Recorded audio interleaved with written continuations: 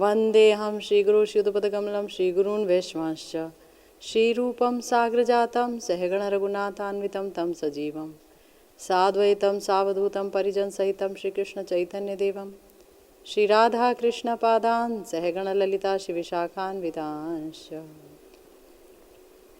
यस्य प्रसादात् भगवत्प्रसादो यस्या प्रसादान्न गतिः कुतोऽपि ध्यायंस्तु वंस्तस्य यशस्त्रिसन्ध्यं वन्दे गुरुः श्रीचरणारविन्दं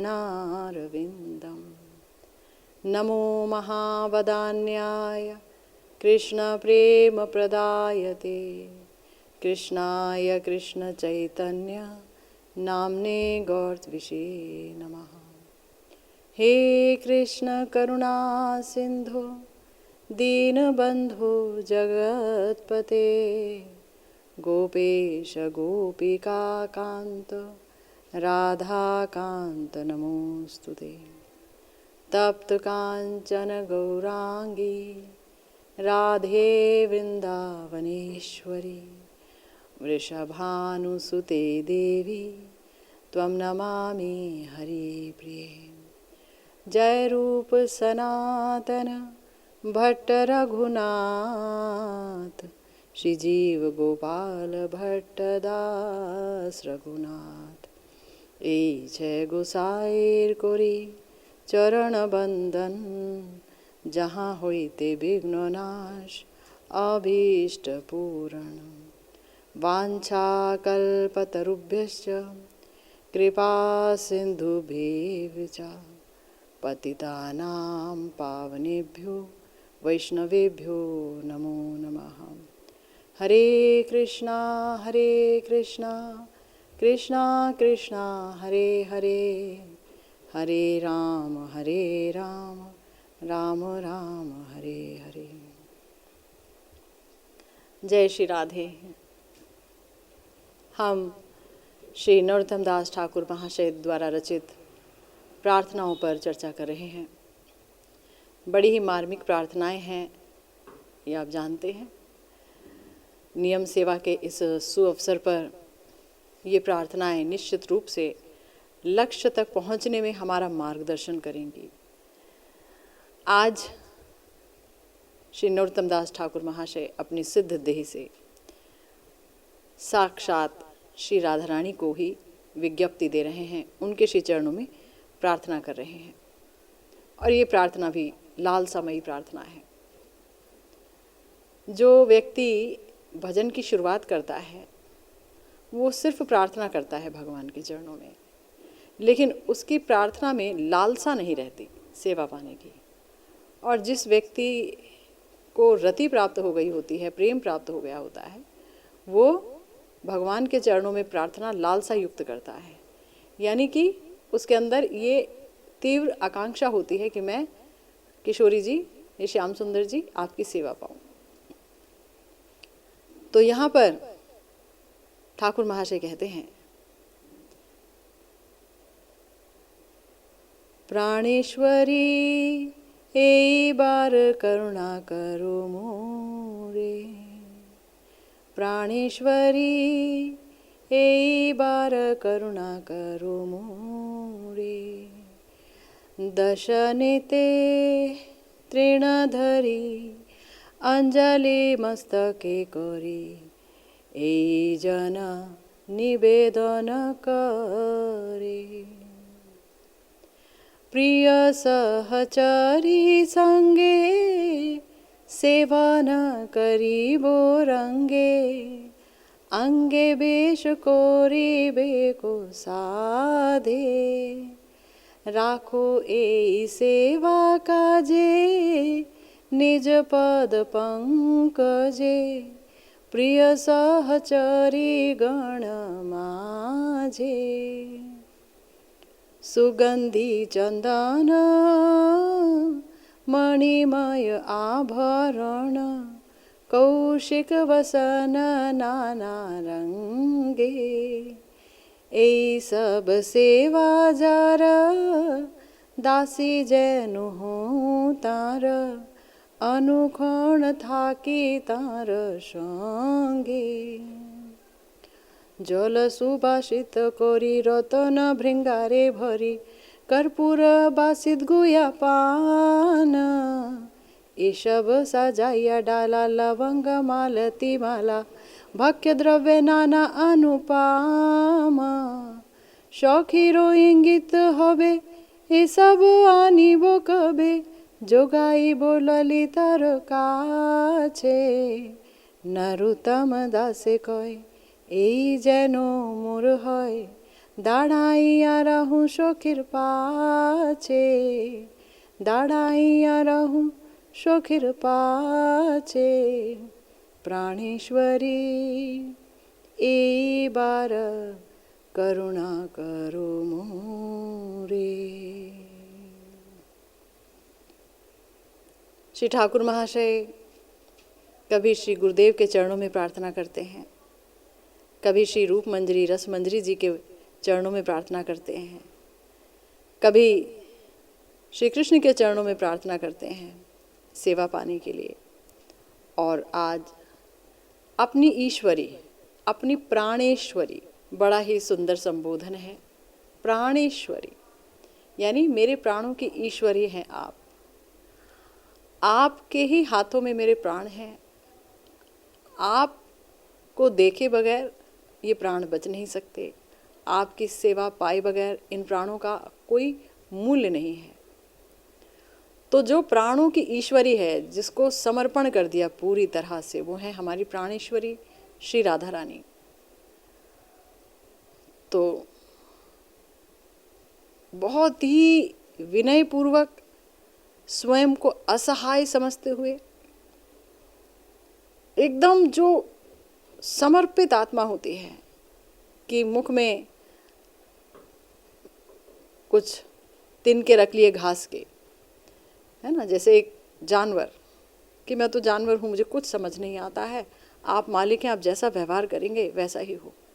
तो मुख में तृण धर के और अंजलि मस्तके कोरी, अपने दोनों हाथ ऐसे मस्तक के ऊपर करके पूर्ण समर्पण कि इस बार जो है आप मेरी इस निवेदन को सुन लो, आप इस बार तो मुझ पर करुणा कर ही दो, क्योंकि आप करुणा सिंधु हो और आप ही की तरफ मैं करुणा के लिए ताकती हूँ। कहाँ जाऊँगी मैं, आप ही की तो दासी अनुदासी हूँ ना।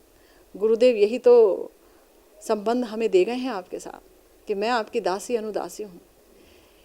देखिए, प्यार हमेशा एक संबंध की तलाश करता है, बिना संबंध के किसी से प्रेम हो नहीं सकता। देखने में हर कोई एक लड़की है या एक लड़का है, मगर उससे अगर संबंध होगा, ये बेटी है बेटा है, तो प्रेम होगा, है ना। दुनिया के हर लड़का हर लड़की से तो बेटे बेटी की तरह प्रेम नहीं होता, एक संबंध होता है तो प्रेम विकसित होता है।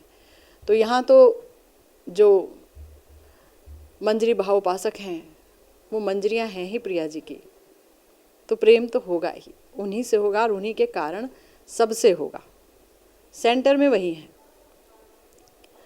तो गुरुदेव की सुधा कणिका व्याख्या का अवलंबन लेते हैं। गुरुदेव कहते हैं, श्रील ठाकुर महाशय ने राधा रानी के किंकरी के रूप में युगल की प्रेम सेवा की कामना की है।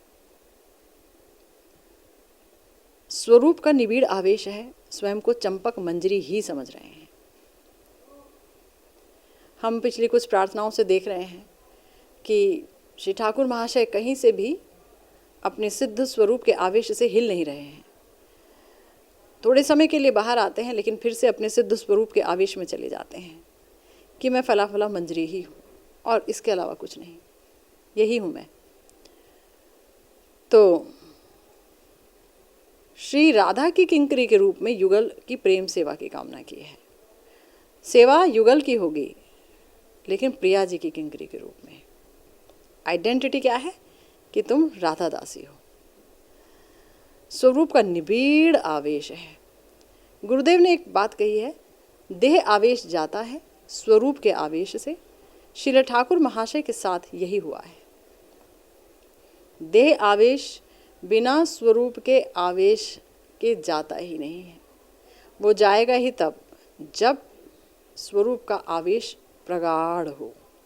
जितना मैं अपने स्वरूप में डूबूंगी, जितना मैं समझूंगी अपने आप को गुरु कृपा से कि गुरुदेव ने जो मुझे सिद्ध स्वरूप दिया, ये जो एकादश भाव दिए, यही मैं हूँ, यही मेरा स्वभाव है, ऐसी ही मैं दिखती हूँ, यही मेरे माता पिता का नाम है, और पूरा अपने को एकदम उसमें ढाल ले, है ना। तो धीरे धीरे धीरे धीरे भजन करते करते करते, मानसिक स्मरण करते करते करते, मानसिक सेवा करते करते हमारे देह का आवेश समाप्त हो जाएगा। और देह का आवेश ही है बंधन का कारण। देह में आवेश रहेगा तो दैहिक में भी आवेश रहेगा, तो इच्छाएं भी उठती रहेंगी, वासनाएं उठती रहेंगी, और हम चेष्टारत रहेंगे, प्रयासरत रहेंगे उन वासनाओं को पूर्ण करने के लिए। हमारा संसार बंधन कभी समाप्ति नहीं हो सकता, संसार चलता ही रहेगा। अब ये कर लूँ, फिर वो कर लूँ, इसके बाद फिर ये करें, फिर वो करें, देह के आवेश के कारण। देह है तो दैहिक है। गुरुदेव ने कहा कि स्वरूप का आवेश जितना प्रगाढ़ होगा, देह का आवेश उतना ही कम होता चला जाएगा। श्री ठाकुर महाशय के साथ यही हुआ है।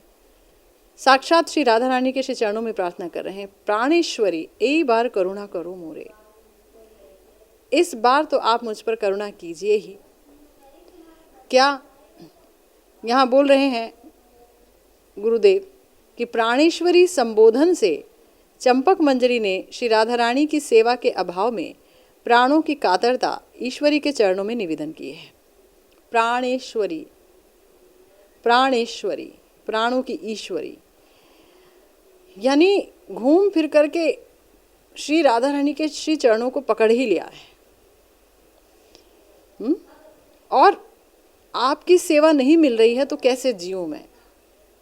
ये जो प्राण छटपट कर रहे हैं, ये जो तृष्णा से भरे हैं, ये जो असीम प्यास से भर गए हैं प्राण, उनकी सेवा पाने के लिए, प्रिया जी की सेवा पाने के लिए, उन्हें उनके पास जाने के लिए, उनके निकट रहने के लिए, उनको सुखी करने के लिए, तो वो इतनी ज़्यादा है वो प्यास, वो तृष्णा, कि उससे जो है प्राण कातर हो रहे हैं, वो कातर हो रहे हैं, वो बहुत अत्यंत दुखी हो रहे हैं। तो यद्यपि गुरुदेव कहते हैं कि हालांकि श्री राधा रानी के श्री चरण आश्रित भक्त उनकी करुणा धारा में सतत भीगे रहते हैं, तथापि अभीष्ट की करुणा से भक्त को कभी तृप्ति नहीं होती, इसलिए वे सतत करुणा के लिए प्रार्थना करते रहते हैं। तो जिस दिन से कोई राधा दास्यम के पथ पर आता है, दीक्षा लेता है, स्वरूप उसको प्राप्त होता है, उसके भजन की शुरुआत होती है, राग मार्ग के भजन की शुरुआत होती है, तो फिर उसी दिन से ही उसके ऊपर श्री जी की करुणा बरसने लगती है।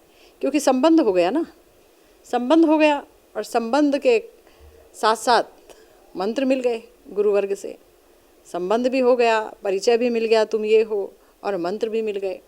इन्हीं को ध्याना है, इन्हीं को पाना है, इन्हीं का रूप ध्यान है ना। हरि नाम करेंगे तो हरि नाम से धीरे धीरे रूप प्रकट होगा, रूप से फिर गुण प्रकट होंगे, गुणों से फिर लीलाएं प्रकट होंगी, तो सब शुरू हो जाता है।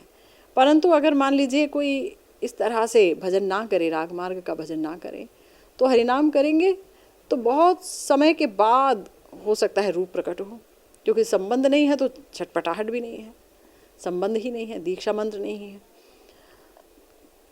तो यहाँ पर गुरुदेव कह रहे हैं कि सतत वो अभिषिक्त रहते हैं प्रिया जी की करुणा की धारा से, लेकिन क्या होता है कि अभीष्ट कितना भी करुणा क्यों ना कर दे, पर भक्त की तृप्ति नहीं होती, उसे और करुणा और करुणा और करुणा। भाई जब तक साक्षात सेवा नहीं मिल जाएगी तब तक उसका ये क्रंदन थमेगा नहीं, वो हमेशा कष्ट में ही रहेगा कि मैं आपसे दूर हूँ, संसार के पास हूँ, दुनिया में हूँ, माया के पास हूँ, बस आपसे बहुत दूर हो गया, बहुत कष्ट में रहेगा। तो इसीलिए वे सतत करुणा के लिए प्रार्थना करते रहते हैं। गुरुदेव कहते हैं जैसे अतिशय बुभुक्षु स्वभाव विप्र भूरी भोजन करके भी सोचता है कि कुछ भी नहीं खाया। यानी ब्राह्मणों के लिए ये बहुत प्रसिद्ध है कि उनको अगर न्योता दे दें प्रसाद के लिए, ब्राह्मण पुरोहित वगैरह जो यज्ञ वगैरह कराते हैं तो उनको दिया जाता है प्रसाद, तो बहुत मात्रा में खाते हैं। तो पहली बात, और दूसरी बात, ऐसा कई बार उनको लगता है कि खाया अभी कुछ भी नहीं है, अभी और हो सकता था है ना। तो इसी प्रकार से गुरुदेव ने कहा, ये तो एक एग्जाम्पल के लिए बात कही गई, किसी पर आक्षेप करना इस कथा का लक्ष्य नहीं है। एक एग्जाम्पल दिया है गुरुदेव ने कि ऐसे ही भक्त प्रचुर भगवत कृपा पाकर भी हा कृपा कहता हुआ कृपा भिक्षा ही मांगता रहता है हा कृपा, हा गुरुदेव कब कृपा होगी, हा प्रिया जी कब कृपा होगी, है ना, आप कब कृपा करोगे। वो कृपा तो हो गई, अरे जिस दिन सदगुरुदेव की प्राप्ति हो गई उसी दिन कृपा हो गई। जिस दिन सदगुरुदेव से, सत्संप्रदाय से मंत्रों की प्राप्ति हो गई, कृपा हो गई। जब वृंदावन में आना जाना लग गया, कृपा हो गई। यहाँ रहने लग गए, रुकने लग गए, कृपा हो गई। कृपा की कहाँ कमी है, कृपा ही कृपा है। जब मन से अन्य भाव हटके भजन का भाव ही वहाँ पर घर बना गया तो कृपा हो गई। कथा मिलने लगी, कथा में रुचि आ गई, कथा कब मिलेगी इच्छा होती है, वासना रहती है, कथा कथा कथा। कृपा के बगैर कैसे संभव है। ये कान जो दुनियावी कथाओं और दुनियावी बातों को सुनने के अभ्यस्त थे, अब हरी कथा सुनने के लिए आतुर हैं, व्याकुल हैं। कैसे हो गया ये चमत्कार, कृपा हो गई। तो इसीलिए बोल रहे हैं कि कृपा तो बहुत मिलती है भक्त को, लेकिन फिर भी वो हा कृपा कह के कृपा की भिक्षा मांगता रहता है। आगे गुरुदेव कहते हैं, श्रील ठाकुर महाशय स्वयं को राधा रानी की अतिशय दीन किंकरी समझकर, अतिशय दीन किंकरी, दीनता वहीं आती है, ये अतिशयता दीनता की, जहाँ प्रेम की अतिशयता होती है। जितना प्रेम होगा उतनी ही मात्रा में दीनता होगी, है ना। तो अतिशय दीन किंकरी समझ रहे हैं, अतिशय दीन किंकरी समझ रहे हैं और दैन्यवश, अति दैन्यवश दांतों में तृण दबाकर और सिर पर अंजलि बांधकर प्रार्थना कर रहे हैं। सिर पर ऐसे दोनों हाथों से अंजलि बांध प्रार्थना कर रहे हैं कि हा श्री राधे प्रिय सहचरी संगे सेवन कोरिबो रंगे अंगे बेश कोरिबे के साधे राखो यही सेवा काजे निज पद पंकजे प्रिय सहचरी गण माझे। प्रिय सहचरियों के साथ मिलकर के खूब उल्लास से भरकर मैं आपकी सेवा करूंगी और आपके श्री अंग को सजाऊंगी, और इस सेवा के लिए आप अपनी प्रिय सहचरियों के बीच में हमको रखिए अपने चरण के निकट। क्योंकि प्रिया जी की जो सहचरियां हैं, उनकी जो किंकरियां हैं, उनकी जो मंजरियां हैं, उनकी जो दासियां हैं, वो प्रिया जी के करीब रहती हैं, बहुत करीब रहती हैं। गुरुदेव कहते हैं यहाँ प्रिय सहचरी का अर्थ है अन्यान्य सेवा परायण किंकरियाँ, यानी जो अन्य कुछ नहीं चाहती, अन्य कोई अभिलाषा नहीं है उनके अंदर, सिर्फ और सिर्फ एक ही अभिलाषा है कि मैं आपकी सेवा करूं और आप दोनों को सुखी करूं। तो इनकी परस्पर की प्रियता और साहचर्य अति विलक्षण है, मानो एक ही प्राण अनंत देह धारण कर युगल सेवा में तन्मय होकर इधर उधर घूम रहा है। इनकी परस्पर की प्रियता और साहचर्य भी अति विलक्षण है। देखिए क्या होता है ना, हम इस दुनिया में जैसा देखते हैं उस दुनिया में वैसा नहीं होता है। इस दुनिया में हम ये देखते हैं कि अगर कोई एक व्यक्ति है और उसके पास अनेक सेवक हैं तो उनके अंदर लड़ाइयाँ शुरू हो जाती हैं। किसी ने अंग सेवा कर दी तो दूसरा लड़ने लगता है, वो ये तो बहुत प्रिय सेवक है, ये तो इनकी श्री अंग सेवा करता है और हमें तो ये सेवा मिली नहीं, हम तो कितने समय से इस व्यक्ति के साथ हैं। दूसरे ने कहा अरे भाई हैं, मतलब हमको क्यों सेवा मिलेगी, ये तो ऐसी ऐसी बात है, वैसी वैसी बात है। कोई तीसरा व्यक्ति कुछ और कहता है, चौथा व्यक्ति कुछ और कहता है, लड़ाइयाँ बजती रहती हैं आपस में, एक दूसरे से द्वेष भी होने लगता है ना, होता है कि नहीं। अरे हाँ ठीक है, हमें तो बहुत दूर करके रखा है, हमारी क्या औकात है, हम तो कुछ है ही नहीं। और अगर उसमें दीनता आ जाए तो बात अलग है, लेकिन दीनता नहीं आती है ना, क्योंकि दीनता तो भगवत संबंध में ही आ सकती है। जहाँ भगवत प्रेम है वहाँ दीनता आती है, मगर दुनियावी संबंध में दीनता नहीं आती है। दुनियावी संबंध तो बिल्कुल ही बेकार होते हैं। तो इस दुनिया में भी हम ये देखते हैं, लेकिन वहाँ प्रिया जी के राज्य में ऐसा नहीं है। उनकी अनंत सहचर्या है। गुरुदेव कहते हैं इनकी परस्पर की प्रियता और सहचर्य अति विलक्षण है। परस्पर वो सारी की सारी एक दूसरे की बेस्ट फ्रेंड्स हैं, सारी की सारी, क्योंकि सबका एक ही उद्देश्य है, प्रिया जी को सुख पहुंचाना। अगर नवदासी को साक्षात प्रिया जी की सेवा नहीं मिल पा रही है कुछ समय के लिए, उनको ट्रेनिंग चल रही है उनकी, तो कोई बात नहीं, वो कभी दुख नहीं मनाती। हमारे नरोत्तम दास ठाकुर महाशय तो कहते हैं कि प्रिय नर्म सखीगण अनुगत नरोत्तमे करीबे शासन। ऐसा कब होगा कि प्रिय नर्म सखीगण जो मैं उनके अनुगत्य को लूँगी तो मुझे शासन में रखेंगे अपने, ऐसा कब होगा? डांट डूंट के रखें। वहाँ सोचते हैं कि भाई शासन कर लिया मुझ पे तो अपनापन है, और यहाँ क्या सोचते हैं, शासन कर लिया तो बड़ी बनती है, कल की आई हुई है ना, कल की आई हुई, इसे अक्ल नहीं है काम।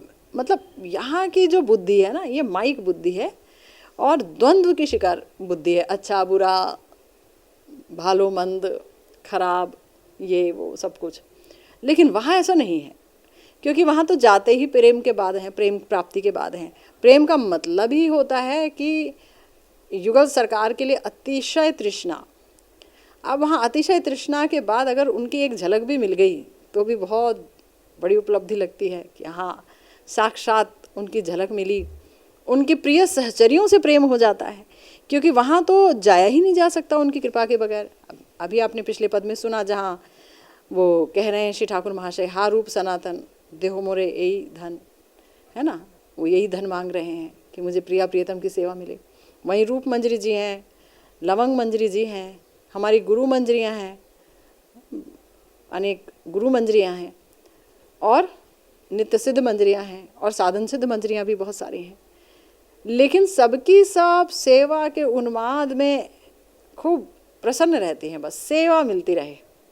चाहे फूल चुनने की सेवा देंगे उनको तो फूल भी चुनेंगे तो एकदम मन प्राण से। ये सेवा श्रेष्ठ है और वो श्रेष्ठ नहीं है, सोच ही नहीं सकती। वो जो प्रिया जी के चरण संवाहन कर रहा है और वो जो उनकी लीला भूमि से दूर होके कहीं और फूल चुन रहा है कि अभी मैं सेज सजाऊंगी, तो वो बिल्कुल नहीं सोचती कि अरे मुझे तो दूर कर दिया, हमेशा मुझे ही फूल चुनने को बोलते हैं। अरे वो तो सौभाग्यशाली समझती है अपने आप को कि मेरे इन पुष्पों के द्वारा श्री जी का श्रृंगार होगा। मैं श्रृंगार करूं या ना करूं, कोई भी करे, प्रिया जी प्रसन्न होंगी। ये जो पुष्प हैं ये प्रिया जी को प्रसन्नता देंगे, ये बात होती है। मानो एक ही प्राण अनंत देह धारण कर युगल सेवा में तन्मय हो इधर उधर घूम रहा है। उन लोगों को देख के ऐसे लगता है कि अरे एक ही प्राण, माने एक ही प्राण, उसने अनेक देह धारण की और वो एक ही प्राण घूम रहा है। लगता ही नहीं है कि अलग अलग हैं। इतनी ज़्यादा प्रियता, इतनी ज़्यादा कोऑर्डिनेशन सबके अंदर। तो इन लोगों का स्वरूप कैसा है, तो ये तो हमारे आचार्य चरण ही बताएंगे ना। तो श्री वृंदावन महिमामृतम से एक श्लोक उद्धृत किया गुरुदेव ने। श्री प्रबोधानंद सरस्वती पाद राधा किंकरियों का स्वरूप बता रहे हैं कि कैसी हैं। श्री राधा पाद पद्मच्छ विमधुरतर प्रेम चिज्योतिरेका बोधे रुद्भुत फेन स्तवकमय तनु सर्ववैदग्ध्य पूर्ण कैशोर व्यंजितास्तद घन रुगप घन श्री चमत्कार भाजो दिव्यालंकार वस्त्रा अनुसरत सखे राधिका किंकरिस्ता।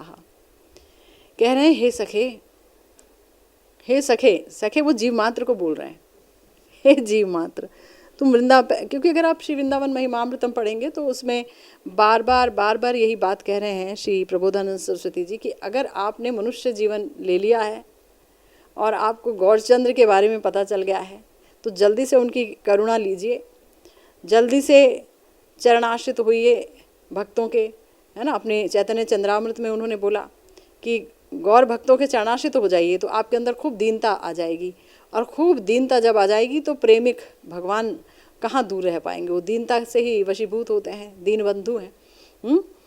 तो फिर क्या होगा, फिर आइए और यहाँ बस जाइए, श्री वृंदावन धाम में बस जाइए। और जैसे उन्होंने वृंदावन महिमामृतम लिखा है, वैसे उन्होंने श्री नवद्वीप महिमामृतम लिखा है। तो श्री नवद्वीप में चले जाइए या यहाँ चले जाइए, दोनों एक ही है, दो नहीं है। जो इसको दो करके मानेगा उसकी कभी भक्ति में सिद्धि नहीं होगी, अपराध हो जाएंगे। एक ही है। तो यहाँ आकर के बस जाइए तो आप हो गए सखे, क्योंकि समान मार्ग पर चल रहे हैं।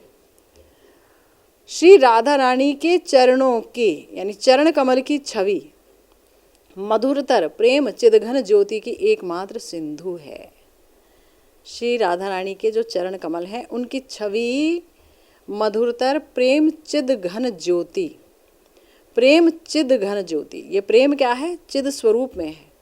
ये कोई माइक नहीं है, ये कोई ज्योति माइक नहीं है। चिद घन ज्योति यानी प्रेम ही मानो एक सिंधु का रूप लिए हुए है, प्रेम रूपी ज्योति। और उसमें ना फेन जो है उत्पन्न हो रहा है, झाग। और वो जो फेन है वही इन लोगों का शरीर है। कल आपको समझाया था ना, कल या परसों, कि जो है ये तरंगे ऊपर से नहीं, ये नीचे से उठती हैं। तो प्रिया जी के हृदय से जो प्रेम उत्थित है, मादनाख्या महाभाव, उनका शरीर ही प्रेम से बना हुआ है, महाभाव से बना हुआ शरीर है। और वो सारा का सारा जो श्री विग्रह है वो प्रेममय श्री विग्रह है। और उनके श्री चरणों से जो प्रेम की अजस्र धार निकल रही है, प्रेम सिंधु, उसमें जो फेन उत्पन्न हो रहा है, उसका जो बुलबुला है वही राधा किंकरी का शरीर है। यानी प्रेम का बना शरीर है, तो वहाँ ईर्ष्या, द्वेष, लड़ाई झगड़े, इसका तो कोई अवकाश ही नहीं है ना। और ये कैसी है, सर्ववेदग्ध पूर्णा, समस्त कलाओं में निपुण है, 64 कलाओं में सुनिपुण है। प्रिया जी की कृपा से, प्रिया जी के समस्त किंकरियों की कृपा से ये एकदम वैदग्धि संपन्ना है। इन्हें पता होता है कि युगल सरकार को किस चीज़ की आवश्यकता है। उनको प्रसन्न करने का सारा टेक्निक इन्हें पता है। प्रिया जी स्वयं इनको बुला कर, श्री रघुनाथ दास गोस्वामी जी बोलते हैं, इनको बुला करके इनको संगीत की शिक्षा देती हैं, वीणा बजाना सिखाती हैं, गायन सिखाती हैं, कि अगर श्याम सुंदर मेरा रूप माधुर्य को देखते ही मूर्छित हो जाएं, तो तुम ये गान गाना और तुम इन्हें उठा देना। तो सवाल उठता है कि प्रिया जी आप हमें गान सिखा रही हैं, आपके करीब हैं श्याम सुंदर, आप ही उठा दो ना गा करके। तो बोल रही हैं ऐसा हो नहीं सकता, क्योंकि इस प्रेम का विषय मैं हूँ।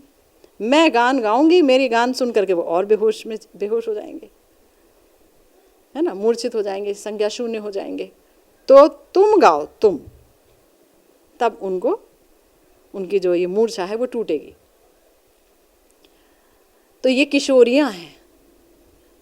ये एक और बात, इन सब की उम्र क्या है, 12 साढ़े 12 साल तक की उम्र है, किशोरियां हैं।